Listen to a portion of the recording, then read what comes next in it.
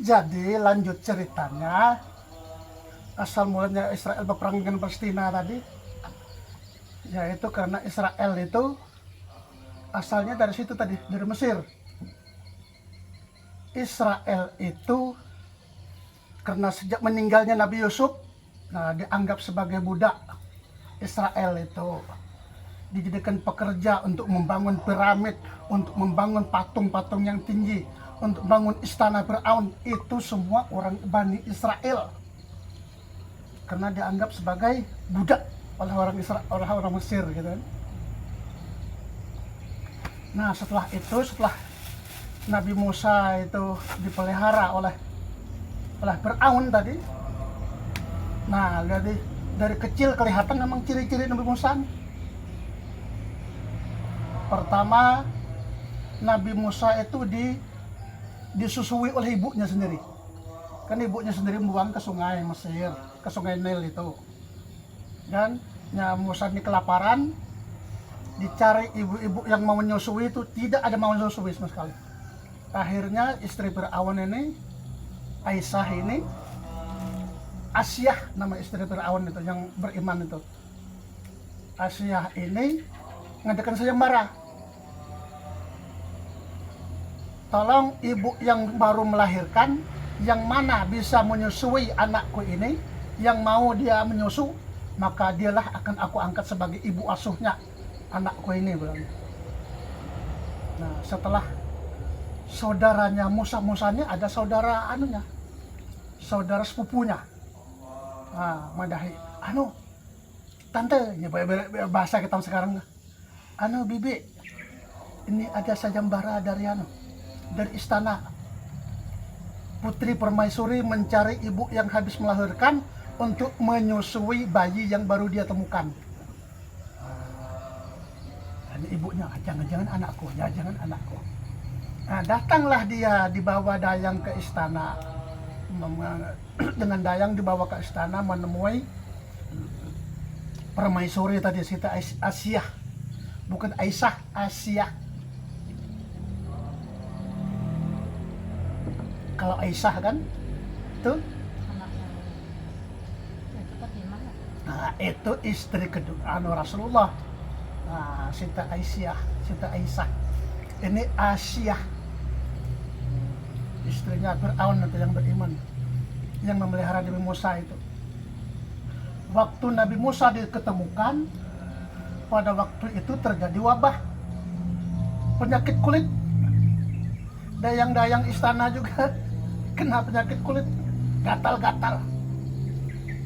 Nah begitu jadi suruh Siti Asyah tadi ngambil peti yang berisi Firaun, begitu pegangnya petinya, lalu ser hilang gatal, binti-binti rusak. Ajaib, megang peti aja kok hilang penyakitnya.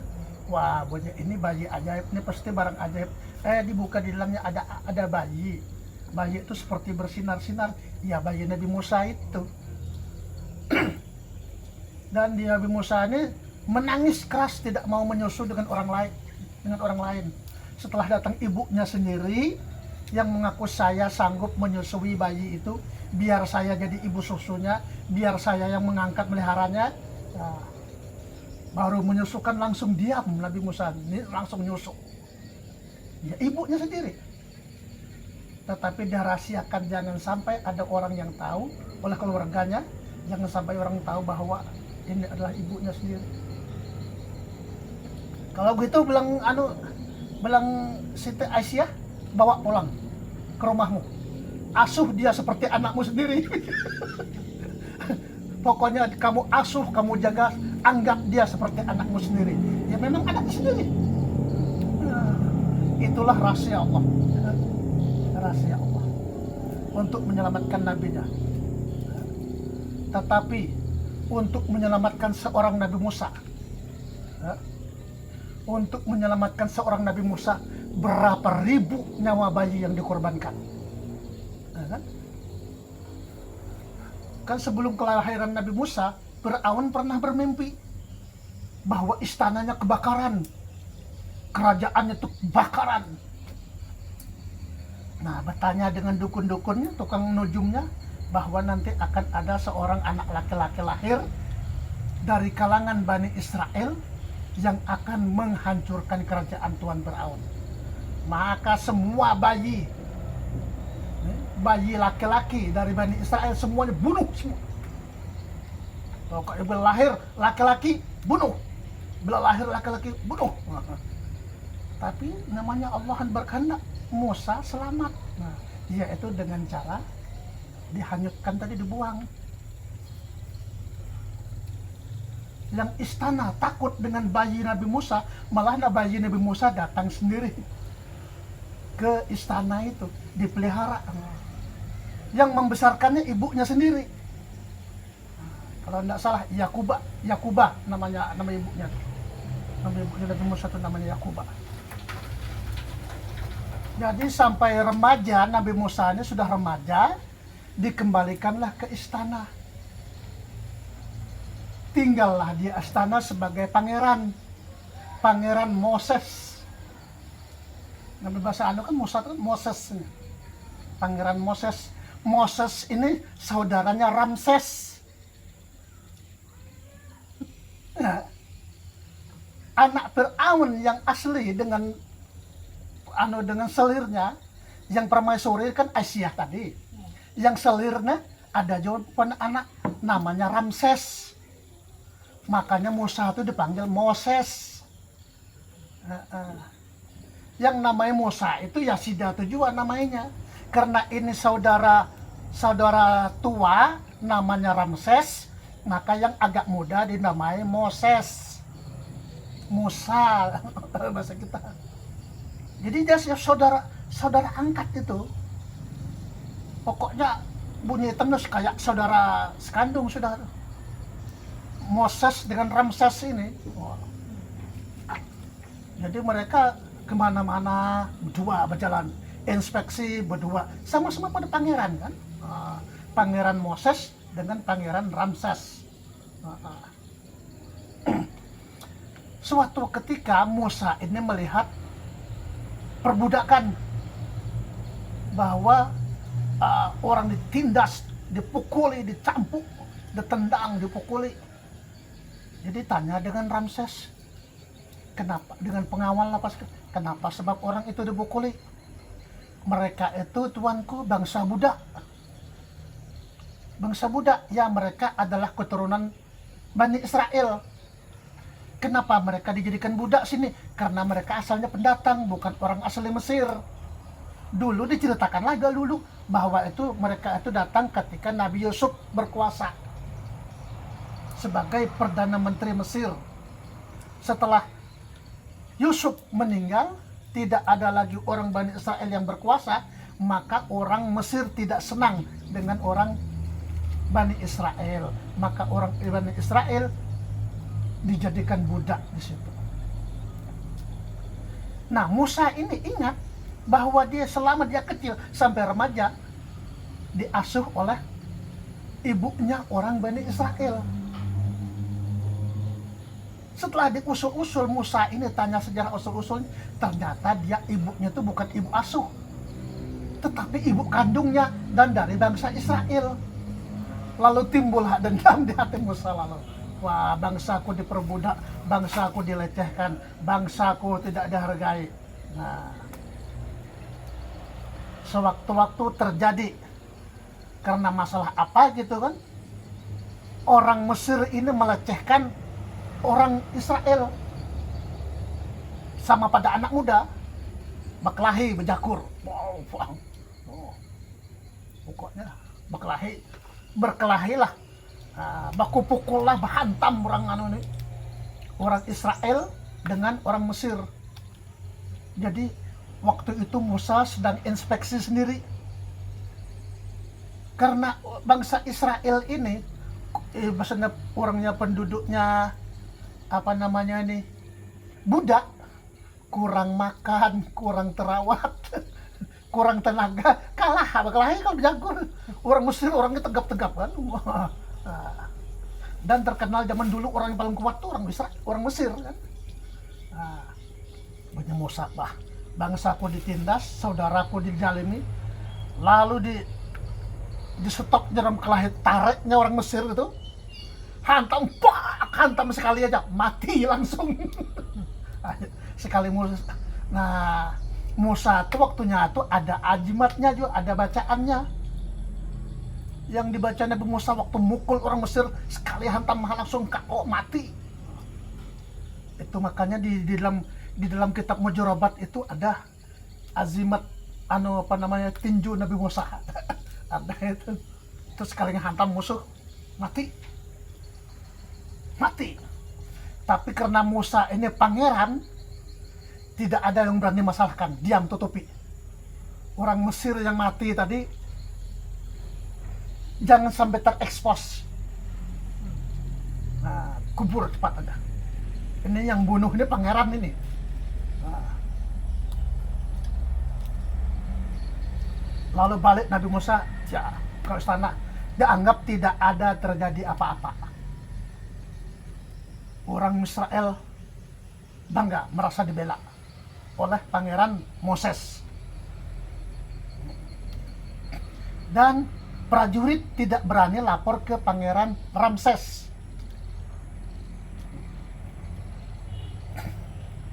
Nah, rupanya ada di antara orang Mesir yang melihat bahwa Musa itu nyagur orang Mesir sampai mati. Ada yang melihat, ada yang tahu, tapi diam, berani bersuara. Sama pada gengnya itu juga, kawanannya tadi yang jagur Nabi Musa sampai mati itu. Nah itu. Lalu beberapa waktu kemudian, mungkin ada beberapa minggu kemudian, baklahi lagi gengnya tadi. Gengnya orang yang dibunuh Musa tadi. Baklahi lagi dengan orang Israel. Ada lagi Nabi Musa situ, pas Musa itu ada di situ, pangeran Moses tadi ada di situ juga. Bunyi Musa, ini jerah-jerahnya orang Mesir ini menindas seorang Bani Israel. Tangkapnya, tariknya lagi itu orang itu, buahnya gengnya itu, nggak dihantamnya lagi, berteriak, hei kamu, Moses, kamu juga ingin membunuhku sekarang? Jangan kau kira ya mentang-mentang kau ini pangeran Moses mau bertindak semena-menanya. Kamu itu pangeran angkat, bukan anak asli orang Mesir.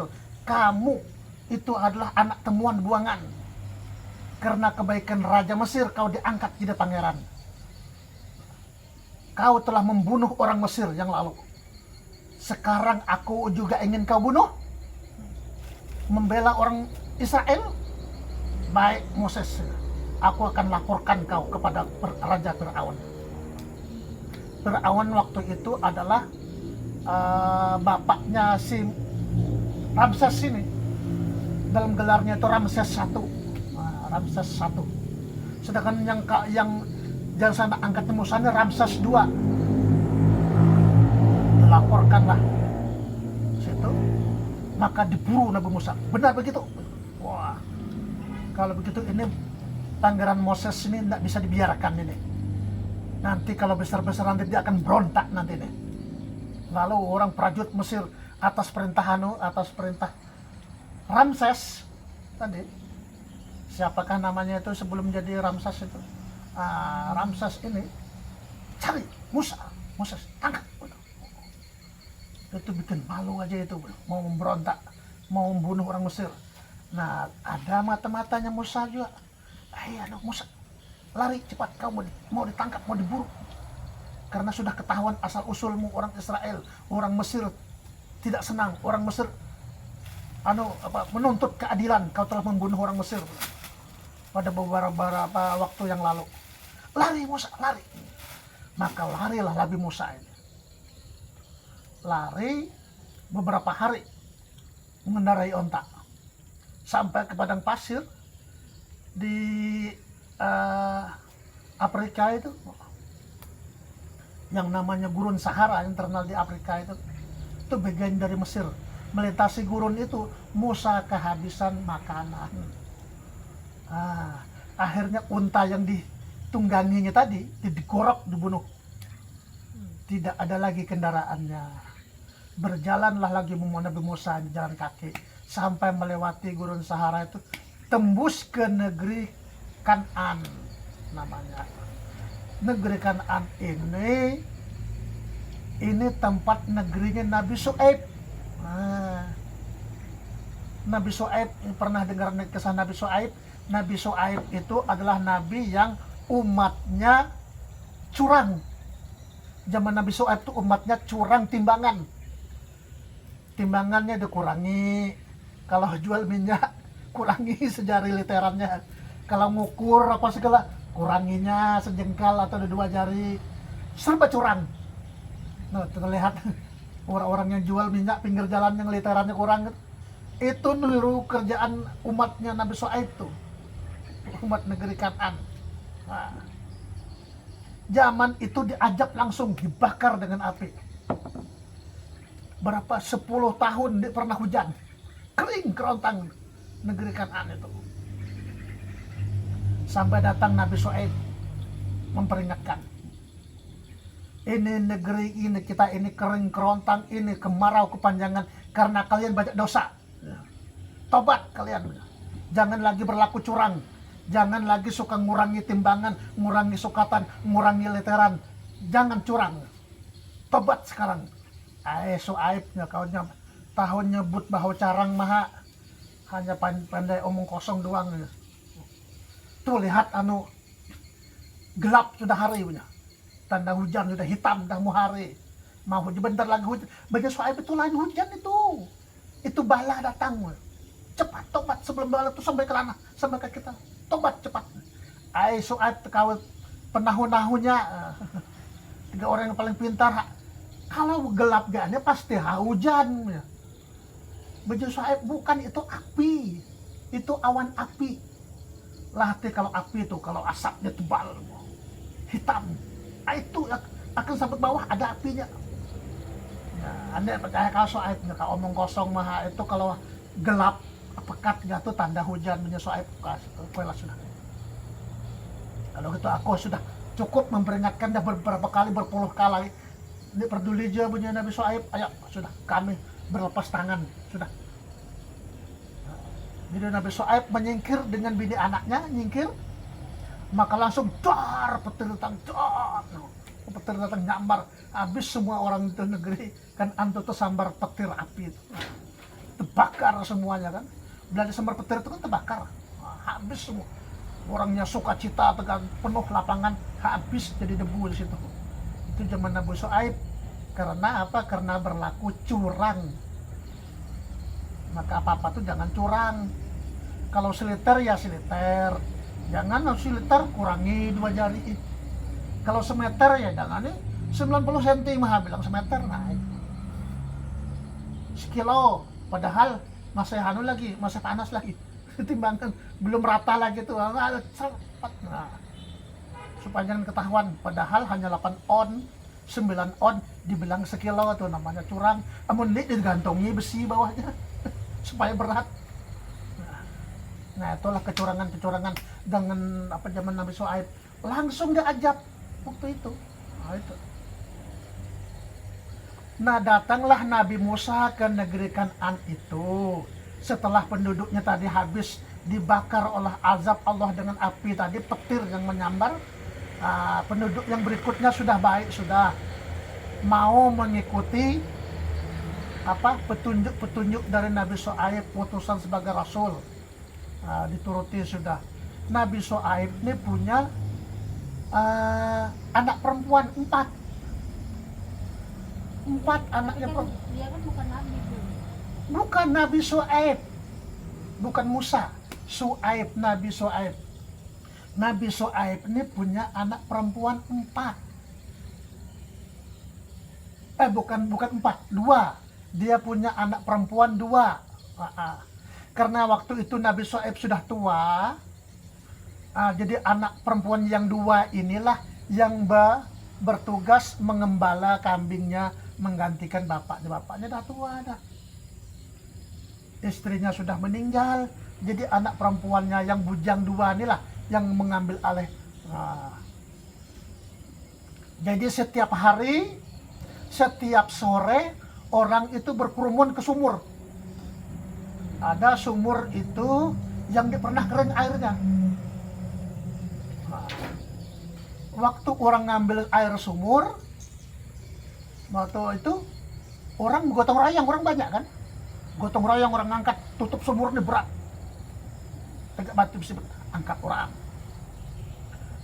Karena orangnya ngangkatnya orang laki semua berdesak-desakan berebut anak Nabi Shu'aib yang 2 perempuan ini tidak mau mendekat. Masa kami desak-desakan dengan orang laki juga berebut dan katanya. Biarlah kami nunggu. Menunggu terakhir aja. Nah namanya terakhir kadang-kadang sempat nyala. Kadang-kadang orang tidak cepat mulang tutup orang sumur. Ini sempat nyala. Tidak tuh terus tiap hari selama digembalakan oleh anak perempuan Nabi Shu'aib. Lalu pada waktu itu datanglah Musa ini ke situ. Sudah datang dan mengembara dari negeri Mesir lari ke negeri Kan'an itu, datang ke situ melihat banyak orang berkumpul berkerumun situ. Dan orang ini belum selesai ngambil. Lihat Nabi Musa, orang ramai di situ. Lalu dilihatnya agak jauh sedikit ada cewek berdua. Nah, ada cewek berdua, anak bujang Jawa berdua, nak dara. Dilihatnya anak dara berdua, anak kecil. Berdiri bawa ember, melihati mah orang itu kan. Mak pergi situ nih berani, maka ember kosong, itu kan. Sedangkan kambing banyak di belakang. Lalu pergi oleh Musa, cewek. Ibaratnya tampilnya, hai cewek, ya gitu kan. Nabi Musa ibaratnya bahasa kita kan. Kalau bahasa Mesirnya, bahasa Kan'annya ditahu lah. Pokoknya bahasa kitanya. Hei cewek, ngapain sini? Umpamanya gitu kan. Lalu kenapa bilang berdiri sini jauh, bawa ember. Kalau diceritakan kami ini masalahnya, kami perempuan berdua mengembala kambing, mau mengambilkan air untuk ternak kami ini nak. Kami berdua menggantikan tugas bapak sudah ayah kami sudah tua, sudah tidak kuat jalan lagi, matanya sudah tidak tapi awas. Jadi kamilah yang berdua ini yang mengembala kambing nih, ngambilkan air minumnya. Tapi kami takut berdesak-desakan situ. Itu orang laki-laki kuat-kuat semua. Begitu kami mendekat, singkur orang habis sudah. Baik Nabi Musa, tunggu sini. Sini embernya sini. Ambil ember berdua. Nabi Musa maju ke sana. Bertengah berebut dia dengan orang banyak itu. Ambil airnya, beri minum ternak sampai puas. Ambil lagi, puas air ternak minum lagi. Ambil lagi, yang berdua itu pulang minum. Ambil lagi, bawa embernya pulang isi air. Sampai ke rumah, sampai bawa air. Jadi punya sudah selesai, itu ngambilkan air. Jadi bunyi cewek berdua tadi, anaknya Nabi Shu'aib, wahai tuan muda, terima kasih sudah bantu kami. Tuan dari mana? Tinggal di mana? Baru hari ini kami lihat. Nabi Musa, saya ini pengembara, baru aja datang, tidak punya tempat tinggal, tidak punya keluarga, tidak tahu kemana, maka saya mau beristirahat dulu di sini. Kalau tidak keberatan, izinkan kami berterima kasih pada Tuan muda. Ya, saya terima. Bukan itu maksudnya. Maksud kami berterima kasih, Tuan ikutlah dengan kami ke rumah. Ikut dengan kami ke rumah, bisa numpang berteduh di rumah kami sementara. Akan kami kenalkan dengan orang tua kami bahwa ini yang sudah membantu kami, bilangnya. Bilang Nabi Musa, tidak usah, saya hanya musafir lewat yang tidak punya tujuan, yang tidak punya bekal apa-apa. Aku tidak bisa membayar penginapan tempat kalian, aku tidak bisa bayar makanan tempat kalian, biar aku di sini. Nah, ya, tunggu aja sih, biar aku di sini ya, pulanglah kalian. Karena desak Musa mau juga tetap di situ. Pulanglah perempuan berdua, cewek berdua ke rumah, bawa air, ember bisi air, apa segala kan. Sampai di rumah kaget bapaknya Nabi Shu'aib nih. Loh nak, kenapa hari ini cepat pulang? Biasanya dah nak maghrib, baper biasa tambahan nih kan. Sudah hampir gelap matahari baru pulang. Kenapa ini? Kok hari ini musah terang, cepat kali pulang? Ada apa? Habiskah airnya atau ada apa? Oh begini ayah, diceritakannya begini. Oh ya gitu. Terus menurut pengamatan kalian, apakah dia orang baik-baik? Menurut pengamatan kami ya orang yang baik-baik, berbicara dengan sopan, dia menjaga kehormatan kami juga. Dia tidak, matanya ibarat hitam ini kalau bicara itu matanya tidak jelalatan, istilahnya. Dia berbicara sambil menundukkan mukanya, berbicara dengan kami lihat dia sopan.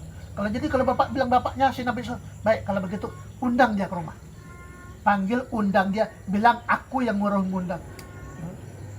Kami tadi sudah ngundang gini ayah, tapi dia tidak mau. Nah sekarang bilang aku ayah kalian yang ngundang, bilang aku ingin ketemu dengan dia, ingin kenalan dengan dia, bilang aku yang mengundang.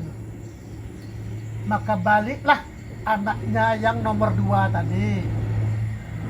Anak yang nomor 2 ini siapa namanya tuh? Anak yang muda. Baliklah dia mengundang Musa ke sana. Ditemuinya orang sudah habis pulang semua. Musa tetap bersandar di bawah pohon situ.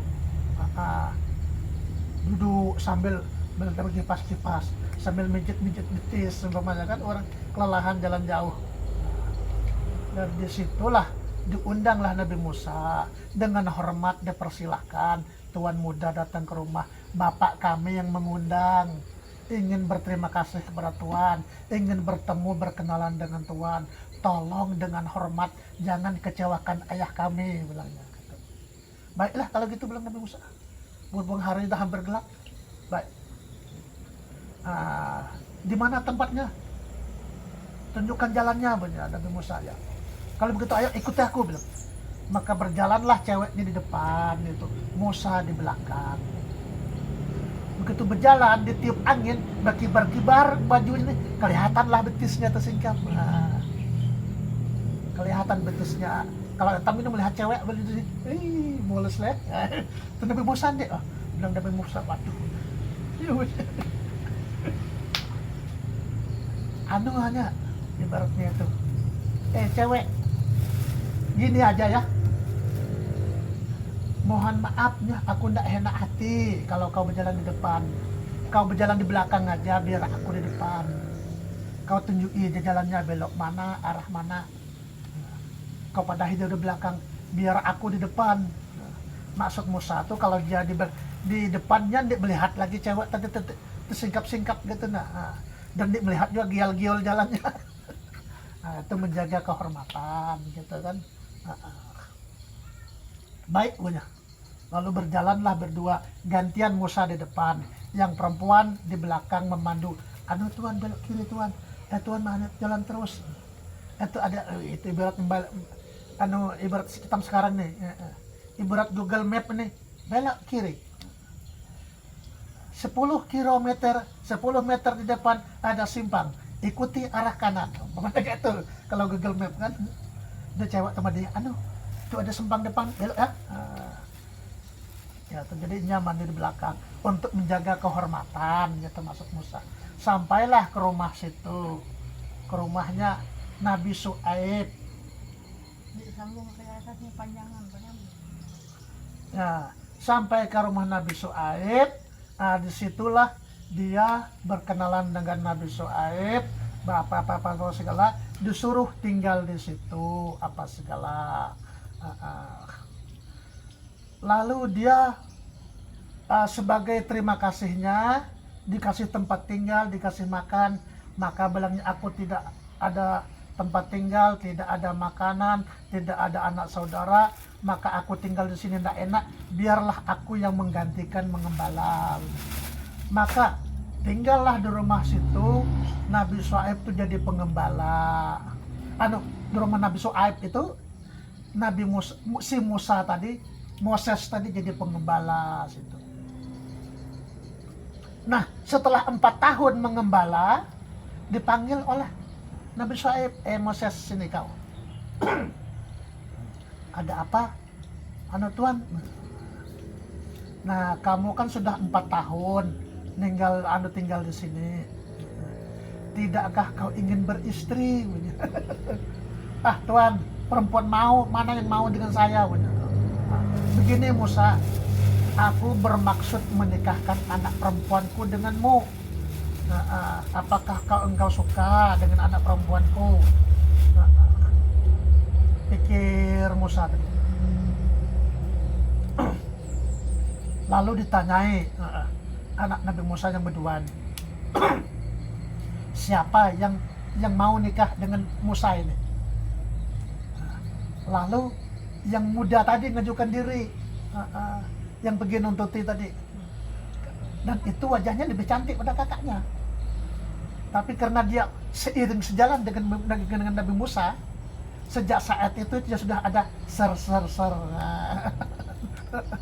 Sudah ada hati dengan Musa sejak jalan seiring berdua tadi, tegak sebut biringan. Bilangnya, aku sejak pertama bertemu dengan dia, aku senang. Dia orangnya baik, sopan. Selama kami berjalan berdua, dia selalu menjaga kehormatanku. Pertama aku di depan, tetapi karena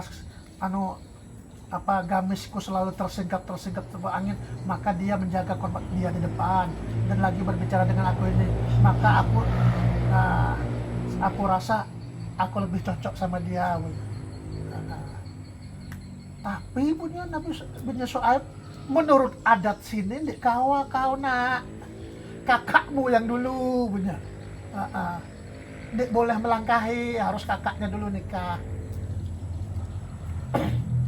Tanya si Musa, kamu yang senang yang mana antara anakku yang dua ini? Aku mau menikahkan sama anakku salah satu denganmu. Kau senang yang mana? Suka dengan anakku yang mana?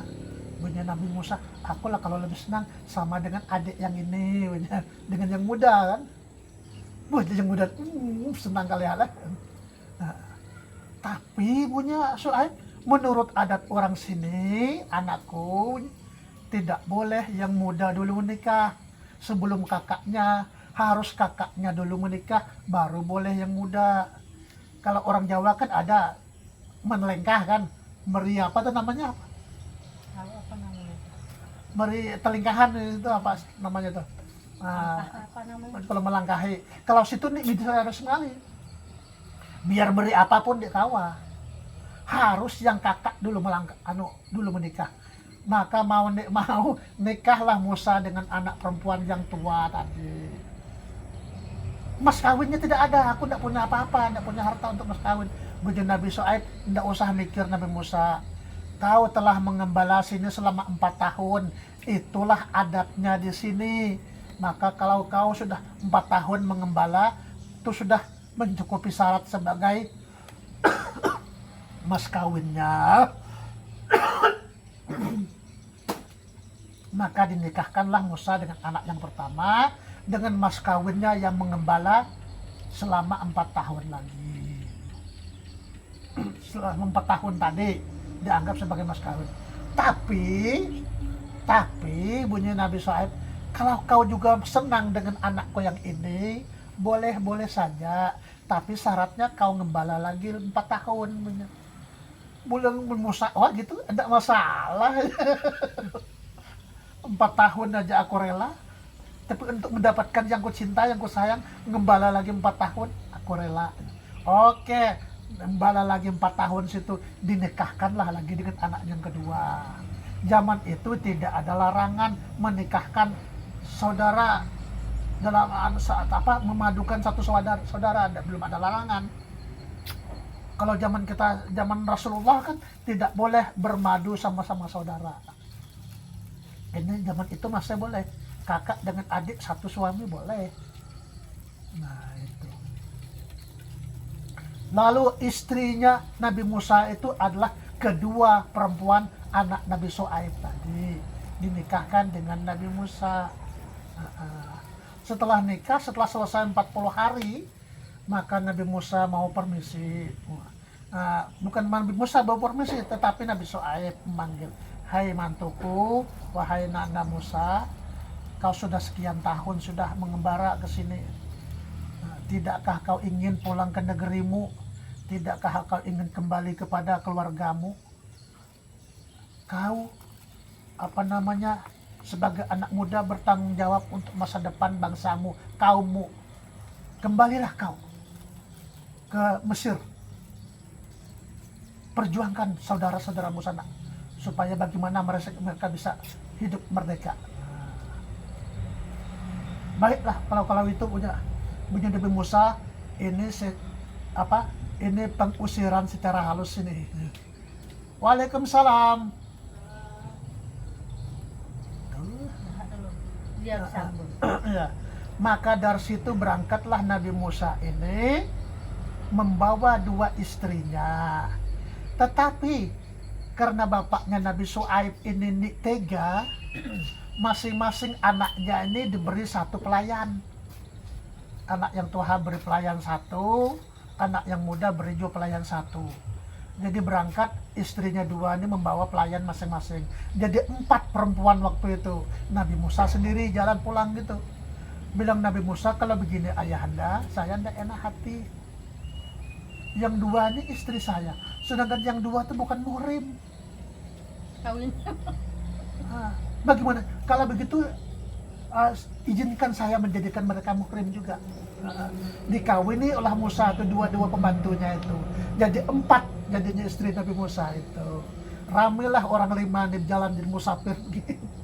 Nah, sampailah dia ke suatu lembah, namanya lembah suci tua. Ada dalam Al-Quran dulu. Lembah suci tua, disitulah dia melihat api yang di atas pohon. Api itu tidak padam dan juga tidak membakar pohon. Disitulah Nabi Musa pergi, wah ini jalanan gelap tengah malam. Kalian berempat tunggu sini ya, aku bagi-bagi api itu. Siapa tahu bisa dibawa ke sini untuk suluh penerang kita selama bermalam di sini. Nah, disitulah awalnya Musa itu akan diangkat jadi nabi. Nah, cukup dulu situ. Nanti kita sambung lagi. Wassalam. Terima kasih.